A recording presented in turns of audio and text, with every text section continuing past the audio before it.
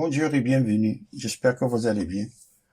Dans cette vidéo, on va traiter de corriger les questions numéro 21, 22, 23 et 24 du concours d'accès à la fac de médecine et de pharmacie de Marrakech année 2015-2016. Question numéro 21 me dit soit M une constante de R et H la fonction définie sur R étoile plus par h de x est égal à x à la puissance m moins ln de x tout au carré. Parmi ces 5 affirmations, il faut cocher la bonne réponse. Tout d'abord, on rappelle les propriétés. La limite en plus l'infini de x à la puissance m est égal à 0 plus si m est inférieur à 0 est égal à plus l'infini si m est strictement supérieur à 0. Et la limite en 0 plus de x à la puissance m est égal à plus l'infini si m est inférieur à 0, qui est égal à 0 plus si m est strictement supérieur à 0. Et que la limite en 0 moins, à gauche de 0, de x à la puissance m est égal à moins l'infini si m est inférieur à 0, et m est impair, est égal à 0 moins si m est supérieur à 0, m est impair. Et la limite à gauche de 0 de x à la puissance m est égal à plus l'infini si m est inférieur à 0 et m pair est égal à 0 plus si m est supérieur à 0 et m pair. Et la limite au moins l'infini de x à la puissance m est égal à 0 plus si m est inférieur à 0 et m pair est égal à plus l'infini si m est strictement supérieur à 0 et m pair. Et la limite au moins l'infini de x à la puissance m est égal à 0 moins si m est inférieur à 0 et m est impair est égal à moins l'infini si m est strictement supérieur à 0 et m est impair. Alors, on commence à répondre à notre question. On a si m est inférieur à 0, alors la limite plus l'infini de h de x, m est inférieur à 0, ici, mais en plus l'infini, c'est-à-dire, ici, limite en plus l'infini de x à la puissance m moins ln de x au carré, ça nous donne moins l'infini, car la limite quand x tend vers plus l'infini de x à la puissance m est égal à 0, m est inférieur à 0, alors ça nous donne 0. En réalité, c'est 0 plus. Et la limite en plus l'infini de ln de x, ça c'est plus l'infini fois au carré c'est plus l'infini, et moins 1 fois plus l'infini c'est moins l'infini. Donc, l'affirmation D est fausse.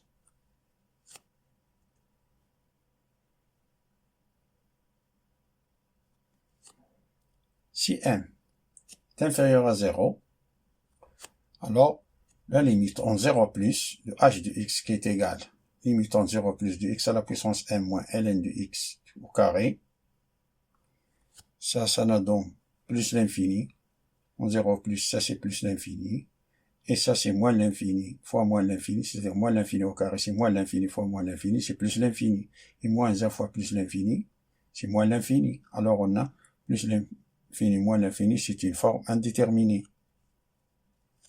Et pour lever cette indétermination, il suffit de factoriser par x à la puissance m. Alors on a limite en 0 plus de x à la puissance m moins ln de x au carré, ça c'est limite en 0 plus de x à la puissance m facteur de 1 moins ln de x au carré sur x à la puissance m, ça est égal à plus l'infini, car la limite en 0 plus de ln de x au carré sur x à la puissance m, ça c'est 0. C'est démonstration, et il suffit d'appliquer la règle de l'hôpital. Donc 0. Donc l'affirmation B et C, l'affirmation B et C sont fausses. La B qui est ici, m est inférieur à 0, alors la limite en 0 plus c'est 0. Si m est inférieur à 0, alors la limite en 0 plus de h de x c'est moins l'infini. On a démontré qui est égal à plus l'infini. Par suite, B et C sont fausses.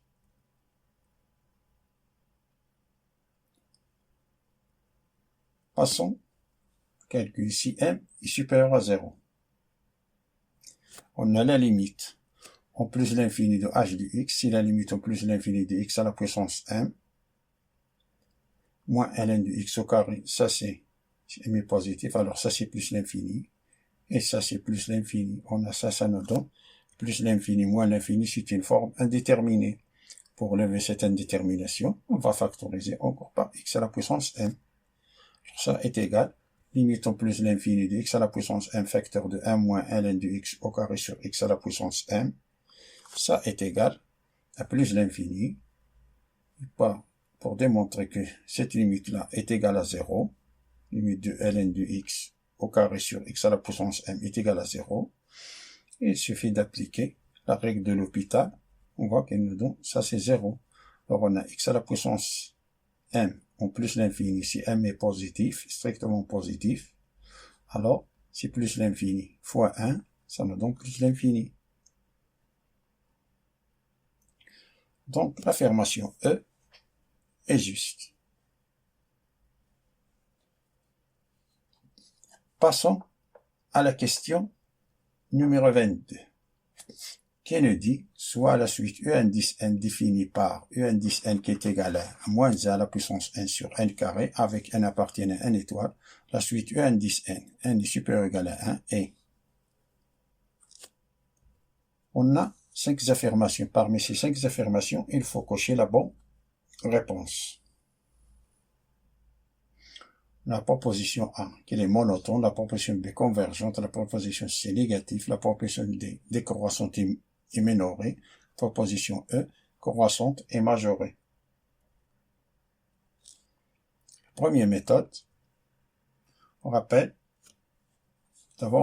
que si la limite en plus l'infini de la valeur absolue de n10 n est égale à 0, alors la limite en plus l'infini de n10 n est égale à 0. Et que pour tout n appartenant à z, on a moins 1 à la puissance n est inférieur ou égal à 1 et supérieur ou égal à moins 1.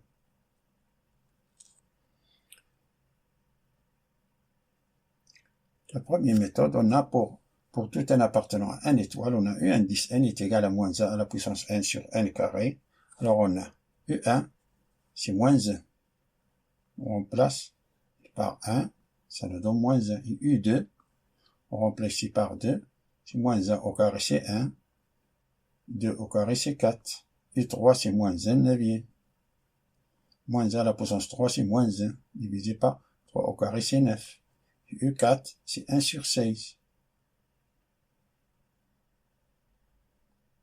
Donc, on déduit que la suite E1 10n, on a ici E1 à E2, on voit que la suite est croissante. Mais de E2 à 3 à E3, elle est décroissante. Ainsi de suite. Donc, on déduit que la suite E1 10n ni monotone, négatif, ni décroissante, ni croissante. Par suite, on peut déduire que les affirmations A, C, D et E sont fausses. A, C, D et E sont fausses. Donc, pour déduction, la bonne réponse, c'est B. La deuxième méthode, on sait que pour tout n appartenant à n, on a moins 1 à la puissance n est inférieur ou égal à 1 et supérieur ou égal à moins 1. Si on divise cette inégalité par n carré qui est différente de 1, et qui est différente de 0, n appartient à n étoile, le sens de l'inégalité ne change pas. Alors on a moins 1 sur n carré est inférieur ou égal à moins 1 à la puissance n sur n carré qui est inférieur ou égal à 1 sur n carré. Si on fait entrer la limite, c'est égal la limite en plus l'infini de moins 1 sur n carré est inférieur ou égal à la limite en plus l'infini de moins 1 à la puissance 1 sur n carré qui est inférieur ou égal à la limite en plus l'infini de 1 sur n carré. Ça nous donne 0, et ça c'est 0. Ce que veut dire que la limite en plus l'infini de moins 1 à la puissance 1 sur n carré est inférieur ou égal à 0, qui est inférieur ou égal, qui est supérieur ou égal à 0. D'où la limite en plus l'infini de moins 1 à la puissance 1 sur n carré est égal à 0.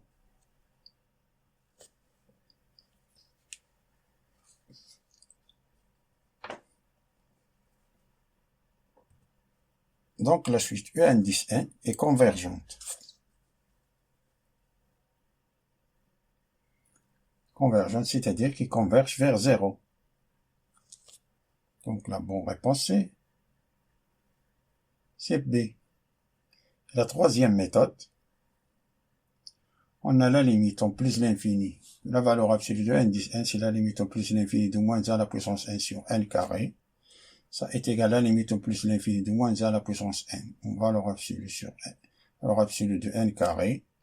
Ça est égal à la limite en plus l'infini de moins 1. Valeur absolue à la puissance N sur N carré. Et la valeur absolue de moins 1, c'est 1 à la puissance N sur N carré. Ça c'est 1 sur N carré. Ça nous donne 0. Donc, la suite E indice N est convergente, c'est-à-dire converge vers 0. Donc, la proposition B est juste. Passons à la question numéro 23, qui nous dit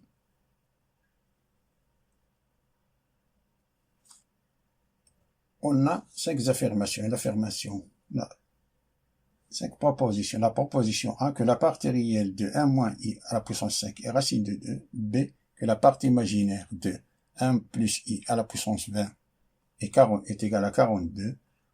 Proposition C, que 1 plus I à la puissance 20 est un réel. Proposition D, l'équation Z de la puissance 4 moins 1 est égale à 0 possède une seule solution dans C. La proposition E, que l'équation Z de la puissance 4 moins 1 est égale à 0 possède 3 solutions distinctes dans R.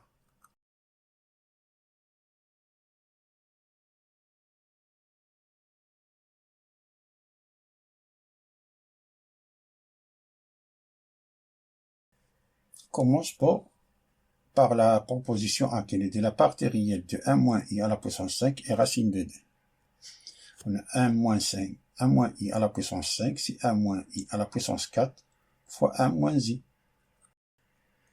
Ça est égal à 1 moins I au carré, tout au carré, fois 1 moins I, et ça 1 moins I au carré, c'est moins 2I. C'est moins 2I au carré fois 1 moins I. Et moins 2I au carré, ça c'est moins 2 au carré, c'est 4i au carré, c'est moins 1. Alors on a moins 4, ça nous donne. Tout ça c'est moins 4. Moins 4 fois 1 c'est moins 4. Et moins 4 fois moins i, c'est plus 4i. Donc la partie réelle de 1 moins i à la puissance 5 est égale à moins 4. Ensuite, la proposition A est fausse. Voyons la proposition B qui nous dit la partie imaginaire de 1 plus i à la puissance 20 est 42, est égal à 42.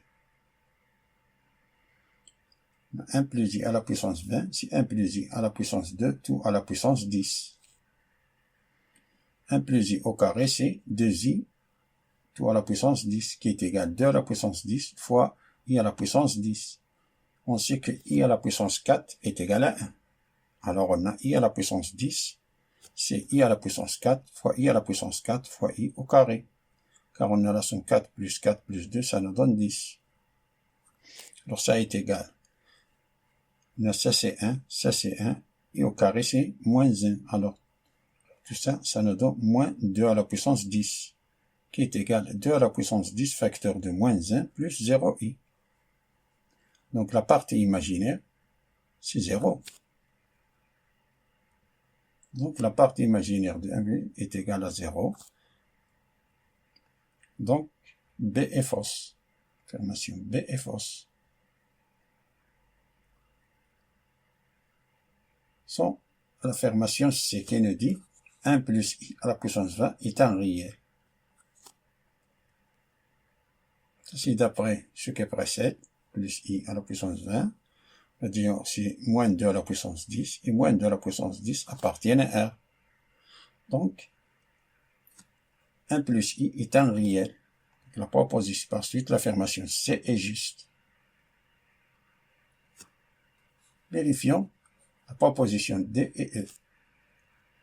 La proposition D nous dit l'équation Z à la puissance 4 moins 1 possède une et une seule solution dans C. On a Z à la puissance 4 moins z est égal à 0, ça veut dire que z à la puissance 4 qui est égal à 1, qui est égal à cos de 0 plus i sin de 0.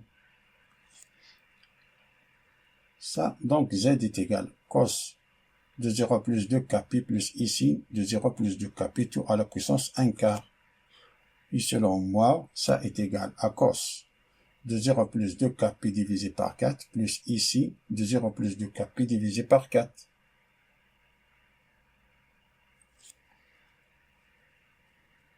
Ça est égal à cos de k pi sur 2 plus i sin de k pi sur 2. Donc pour k est égal à 0, alors z1, première solution, est égal, pour k est égal à 0, c'est à cos de 0 plus i sin de 0, sin de 0, c'est 0. Ça nous donne 0. Cos de 0, c'est 1. Alors on a la première solution, c'est z1 qui est égal à 1. Et pour k est égal à 1, on remplace k par 1. Ça cos de pi sur 2 plus i sin de pi sur 2. Cos de pi sur 2, c'est 0. Et sin de pi sur 2, c'est 1. Alors on a la solution que z2 est égal à i. Pour k est égal à 2, on remplace k par 2. Cos de 2 pi sur 2, c'est-à-dire cos de pi plus i sin de pi. Sin de pi, c'est 0. Et cos de pi, c'est moins 1. Alors on a la troisième solution, c'est moins 1. Et la quatrième, pour k est égal à 3. Alors on a z indice 4 est égal.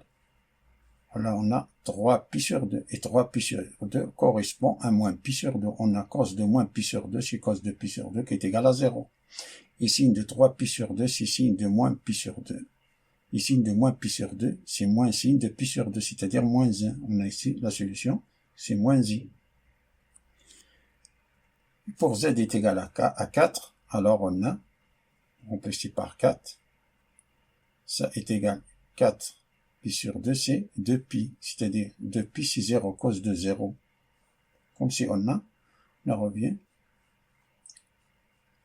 ici. Donc, on a 4 solutions. Donc, on peut déduire qu'on a 4 solutions dans l'ensemble C. Donc, l'équation z à la puissance 4 moins 1 est égale à 0 possède 4 solutions dans l'ensemble C. Donc, l'affirmation D est fausse. Tandis que nous dit possède une seule solution dans l'ensemble C. L'affirmation E nous dit l'équation z à la puissance 4 moins 1 est égale possède 3 solutions distinctes dans R. Dans R, on a ici, c'est 2 solutions. On a 1 et moins 1.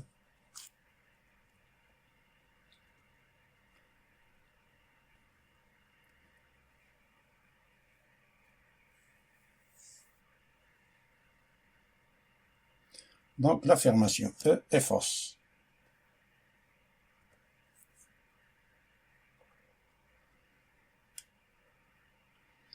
Passons à la question numéro 24, qui nous dit soit f, la fonction définie par f de x qui est égale exponentielle de x si x est strictement inférieur à 0, qui est égale à cos de x si x est supérieur ou égal à 0. On a 4 affirmations. Parmi ces 5 affirmations. Parmi ces 5 affirmations, il faut cocher la bonne réponse.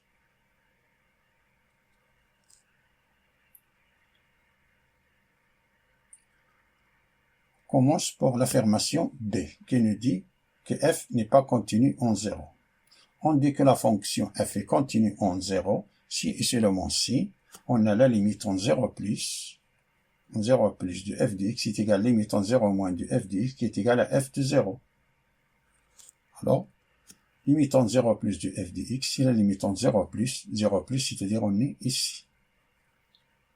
À droite de 0, on est ici. Ce morceau-là, c'est-à-dire cos de x, est égal à cos de 0 qui est égal à 1. Et la limite en 0 moins de f de x, c'est-à-dire on est ici, à gauche de 0. C'est-à-dire la limite en 0 moins de l'exponentielle de x, on remplace x par 0, e à la puissance 0, ça nous donne 1. f de 0, ici, on est ici, cos de 0, c'est 1.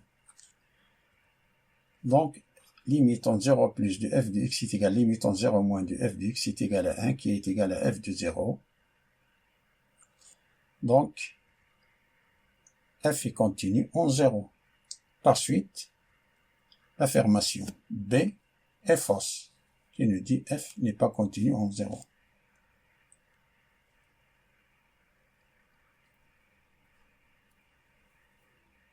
Passons à l'affirmation C, qui nous dit f est dérivable en 0. On rappelle qu'une fonction f est dérivable en a, et qui va dire que la limite quand x tend vers a de f de a plus h moins f de a sur h est égal à L est fini, c'est-à-dire appartenant à R, qui est égal à f' de a. Ou bien on dit aussi que f est dérivable en a, et qui va dire que la limite quand x tend vers a plus de f de x moins f de a sur x moins a est égal à la limite à gauche de a de f de x moins f de a sur x moins a, qui est égal à L, qui est égal à f' de a. Le résultat doit être appartient à R. Alors, la limite entre 0 plus de f de x moins f de 0 sur x, on calcule la limite entre 0 plus de f de x moins f de 0 sur x moins 0, c'est égal à la limite entre 0 plus f de x à droite de 0, c'est cos de x moins f de 0, on est ici, f de cos de 0, c'est 1, moins 1 sur x. Ça est égal, on applique la règle de l'hôpital ici. Limite entre 0 plus de cos de x moins 1 sur la dérivée de x. Et limite entre 0 plus, ça c'est moins signe de x, et ça c'est 0, c'est moins signe de x sur 1. On remplace x par 0, ça nous donne 0. Ou bien ici, on peut appliquer la propriété de 1 moins cos de x sur x carré, c'est-à-dire de multiplier en haut et en bas par x. Et enfin, on va donner 0.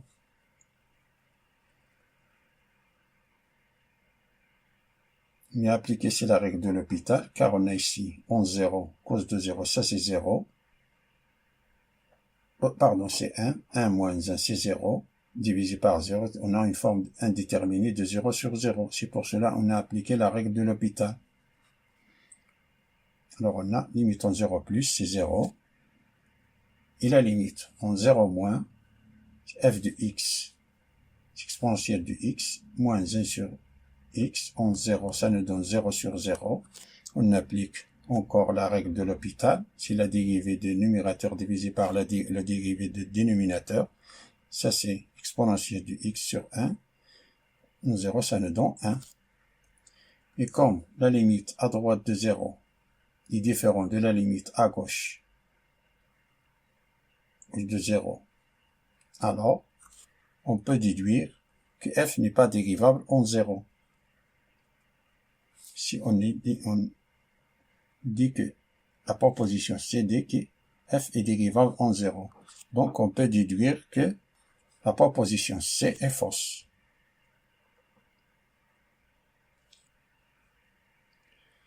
Passons à résoudre l'équation f de x est égal à 0. Car on a A, D et E.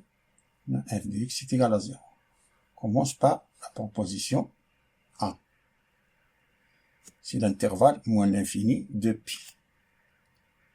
Soit x appartient à l'intervalle moins l'infini de pi, fermé en 2pi. Ça, comme la fonction f est définie par morceau, c'est pour cela que j'ai décomposé cet intervalle au moins l'infini 0, en l'infini 0, union 0, 2pi. Alors, si x appartient à moins l'infini 0, alors f de x est égal à exponentielle de x. C'est égal à e de x. Et e de x est strictement supérieur à 0 pour tout x appartenant à l'intervalle moins l'infini 0.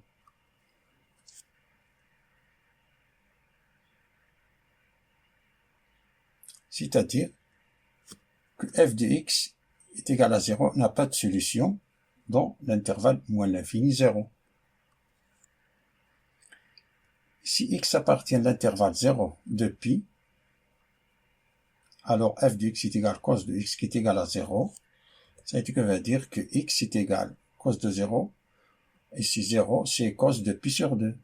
Cos de x est égal à cos de pi sur 2. Ça veut dire que x est égal à pi sur 2. E, x est égal à moins pi sur 2. Et qu'on a moins pi sur 2, ce n'est que 3π sur 2. Alors on a deux solutions.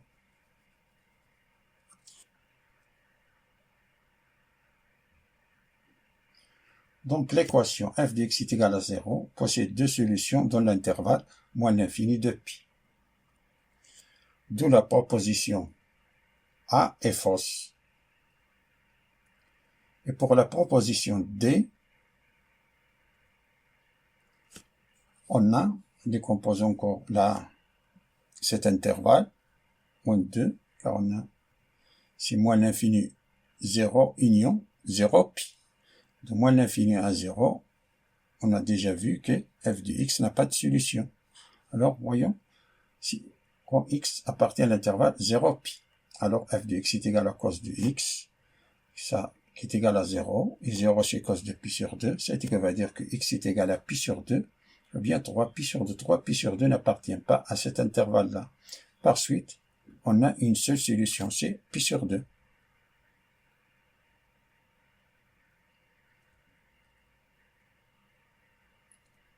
D'où la proposition E. La correcte. f de x est égal à 0 possède une et une seule solution dans l'intervalle moins l'infini π.